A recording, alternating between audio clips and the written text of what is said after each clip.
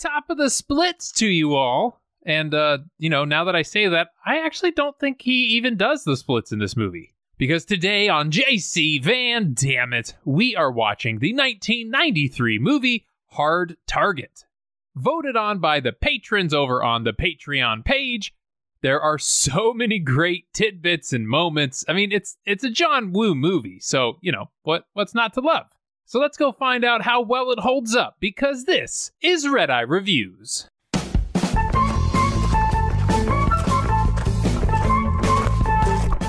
So, as mentioned, this is a John Woo movie. And fun fact, because his English was not great at the time, the studio hired a guy called Sam Raimi. Maybe you've heard of him. They hired him as backup, just in case Woo couldn't handle the project. But, come on. It's John Woo, dude. The dude knows movies. So naturally, he had no issues at all with his movie, and Sam Raimi basically just, got paid to hang out on set. Add this and the fact that he had to work with Jean-Claude Van Damme, and that's a lot to handle. John Woo also stated that Van Damme insisted there be a camera on his muscles as often as possible, and that he would constantly delay filming to just talk on his phone about, other projects or new deals, which nobody is surprised to hear.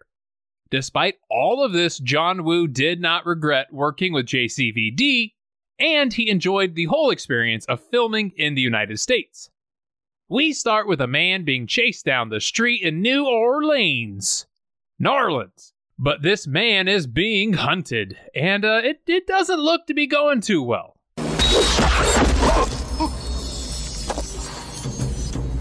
No. I heard you should never take anything out of a puncture wound. Because it's like a cork. It's literally plugging it closed, buddy. Do I take it out or do I leave it in? Do I take it out or do I leave it in? But he tries his best to protect the hobbits from the orcs, but the Uruk-hai leader gets the better of him.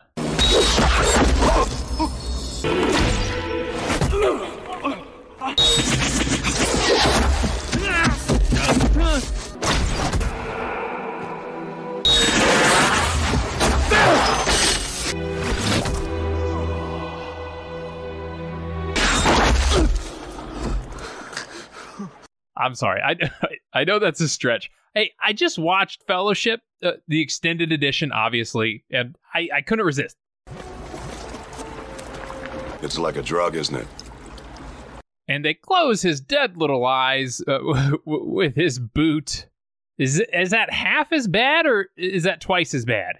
I don't know, but I'm weird, so it got a chuckle out of me. But now we meet Natasha, that man's daughter, and she has learned that he has gone missing. So she starts doing some digging around town.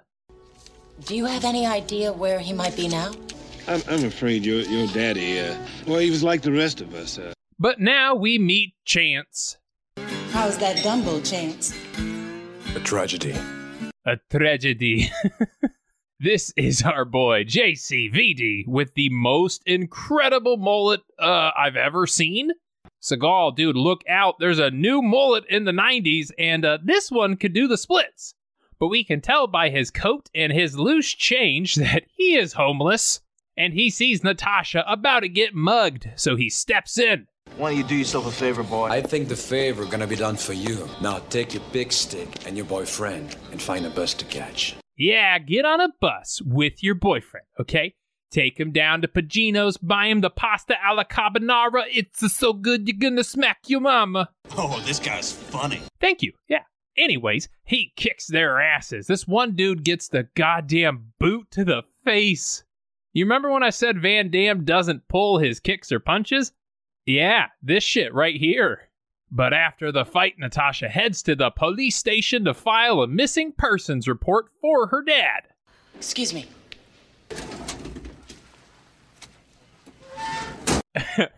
That's how every video game inventory system works. You know, lit torch, put it in the backpack.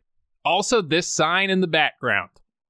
It isn't the hours you put in, it's what you put in the hours. In modern times, that sign would go up on that anti-work subreddit by this point. So that's exactly what I did. And I wrote it in Comic Sans just to really piss those people off. And it resonated with exactly 31 people. I do love, though, immediately somebody said, this is borderline sexual harassment, which I hadn't even considered. Also, yeah, I realized I left my Italian recipes tab open during this screen recording. Do you honestly think I know how to say pasta alla carbonara off the top of my head? I tried some other ones. It did not go so well. Just buy him the bucatini alla materaziana. Buy him the alla aberrata. Alla arrabbiata. Shit. Orecchietti. Vesuva arrugin. Nope. Pasta al pesto. Nailed that one. Anyways, we cut down to the docks where Van Damme makes a little bit of money as a what? Able seamen are better. Able seamen. Right here. Yeah. Able seamen. Able seamen. Able seamen. Is it semen? Come on. I'm mature, but I'm not bulletproof. But Van Damme agrees to help find her dad because he needs money to go be a seaman. So they go ask some local homeless, and they find her dad's old belongings. They see some real dirty flyers in there, but they learned that a lot of homeless people get paid to hand these nasty pieces of paper out to the public. So they investigate this guy's business. Any guesses what he looks like? Yeah, that's exactly what he looks like. Here he is. I never heard of him. I think I know you. Did he work for you, sir? Hello, Randall. Oh shit, it's Imhotep. Call Brendan Fraser right now. Sorry, that's a reflex. Also, go check out my review of The Mummy, because much like a mummy, it's an oldie, but it's a goodie. I guess mummies are good. However, the police called Nat because they found her dad's body in a house fire. Even though he's homeless, he somehow was in a house. But the cops are there. They keep handing all their evidence over to JCVD, which I don't understand. Like, he's just a homeless dude pretending to be a cop. But he goes to investigate the crime, and he finds the other half of this man's dog tags, noticing a hole that goes right through it, indicating he must have been killed instead of dying in a house fire. But we cut to these peeps. We learn that they indeed hunt men for sport, and they have very rich people give them money to partake on the action. I feel now is a good time to bring up my review of Avenging Force for some reason, which if you haven't already watched my video on it, you don't really need to at this point, I guess, because this movie's like basically the same movie. So you're killing two birds with one stone. You know how to manage your time. But I will say this movie doesn't have the Incredible Chocolate Hulk in it, Steve James. So maybe go watch Avenging Force for him, because he's freaking awesome. But because it could be a murder now, the case is reopened. And this makes the hunting crew panic, and they begin to cut ties and pack up their operation. They start by heading over to the corrupt coroner's house that's helping them get away with murder, and they decide to get rid of him. Open it.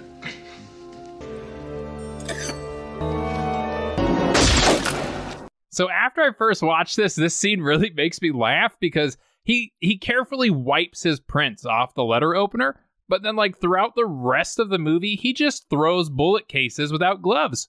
I'm just saying be consistent in your paranoia, that's all.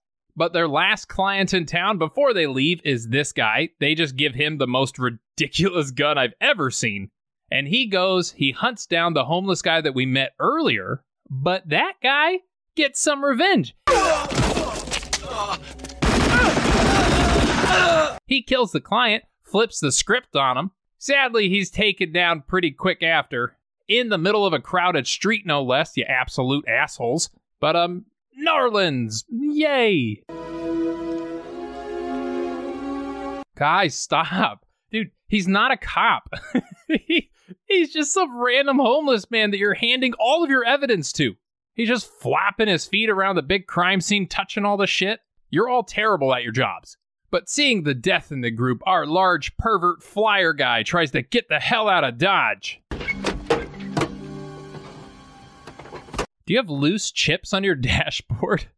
Props nailed it on you, sir. Yeah, he's a fat guy. Make sure to sprinkle food all over his car. Really make it authentic. But the mummy shows up and summons an Egyptian plague of bullets all over his face. And he's dead, but also, cheese whiz. Dude, have some self-respect. That's nasty. But right at this time, JCVD and his gang show up. This cop's just like part of the gang now. She's taking orders from him. They get in a shootout. The cop gets taken down.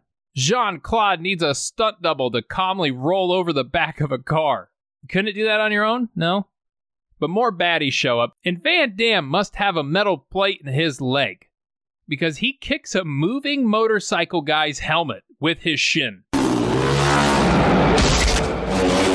And he's just fine, which I'm going to call bullshit on hardcore. But sadly, the cop lady dies, and just 2 days from retirement. I don't know why she sounds like an old man, but that's not true. I'm just an asshole. But we get in an epic motorcycle chase, and whoever this stunt driver is like legit awesome. Seriously.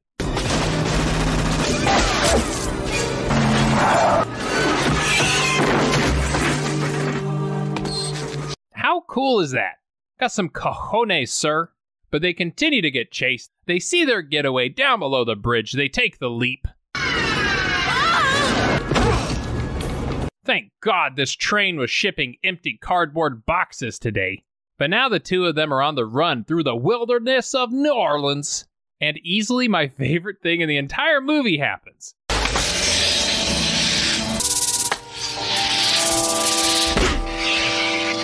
Like, only Van Damme can punch a snake unconscious. He then bites the rattler off, which effectively turns it into a silenced weapon. I don't know how nobody's thought of that before. And then he leaves the snake as a trap for the hunters to run into. I don't know what would actually happen if a snake loses its rattler, but I do love the creativity. So him and Nat run to this moonshiner's house. We learn it's not just a random moonshiner, it's his uncle, which how convenient he knew where to run, but you know, still, the reunion is cut short because the hillbilly Baywatch crew is hot on their trail, looking as sexy as ever. But JCVD takes off on horseback. His uncle sets up a trap for the bad guys.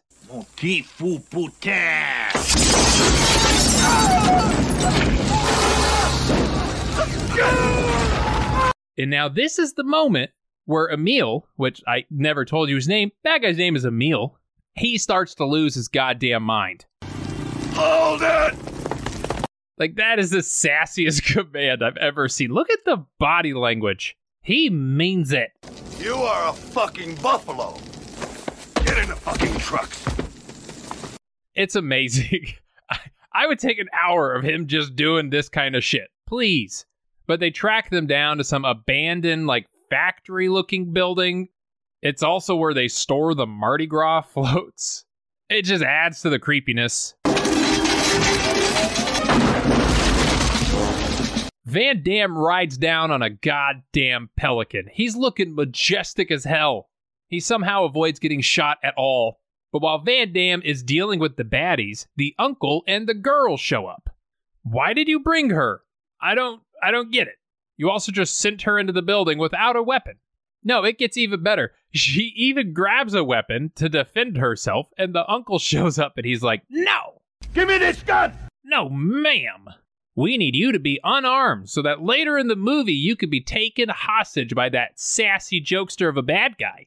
And JCVD gets a hold of a second gun, and I didn't count, but he shoots like roughly 1,000 bullets.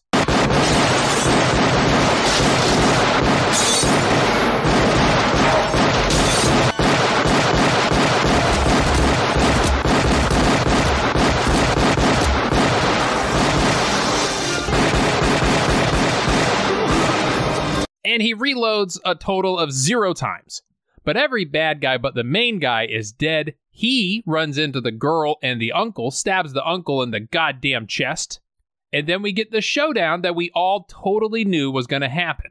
Yeah, it's real lucky she didn't have a gun on her. If only she got one earlier. Give me this gun! But they do a quick fight. JCVD gets the last word in. Hunting season is over. And then we see the uncle is alive. The arrow hit his flask. It's all good, folks. Now this real catastrophe. So, hey, how are we going to get out of this burning building? Should we be more concerned? But yeah, the movie is over. And it was amazing, as all John Woo movies are. Also, okay, real quick, this is a treat just for you guys. I'm going to give you a crash course on every John Woo movie ever. Are you ready? Motorcycles, doves, guns, bad guy in a reflection, slow motion, more guns, more birds, throwing guns to people, talking through a wall, more birds, shooting through a wall, more slow-mo, firing 2 guns at the same time. Back to motorcycles, guns, and birds. End movie. There you go. I just gave you a minor in film. Yeah, you're welcome. So let's head on over to Redeye Reacts.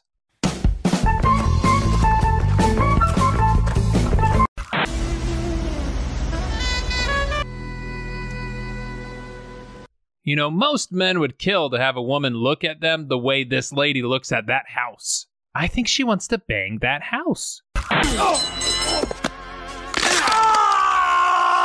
Ugh, someone's been watching Seagal movies, huh? You can drive. I don't have a driver's license. Yeah, not after his last court appearance for cutting a guy's eyeball in half. Or doing a line of cocaine off his script. Just pick one of those. Your daddy was burned pretty badly. Dental charts in your father's service record. Oh, I'll take that. Who am I? I'm just a homeless, able-bodied seaman who just so happens to have a passion for teeth records, that's all.